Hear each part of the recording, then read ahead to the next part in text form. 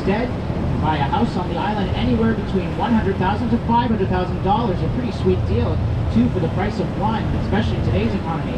Well, if you think that's a really good deal, there is a few catches to keep in mind, and we'll tell you what those are.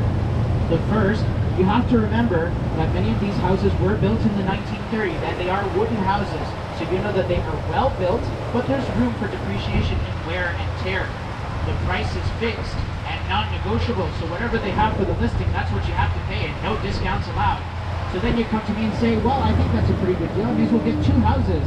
Make it like Monopoly. And then you're going to have to put your name on a 500-person wait list.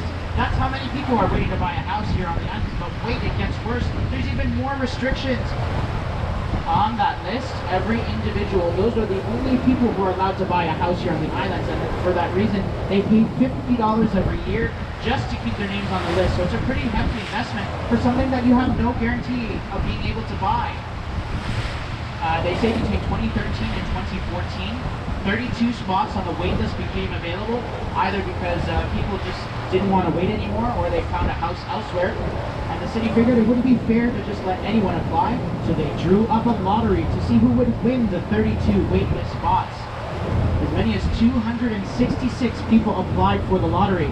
Obviously there were 32 lucky winners, but many more who are still waiting to this day to be able to get on the wait list. Statistically speaking, they also say it could take between 167 to 250 years before everyone on that list is able to buy a house. So I think for my sake and for your sake, if you're looking to buy a house here in Toronto, just get one on the mainland.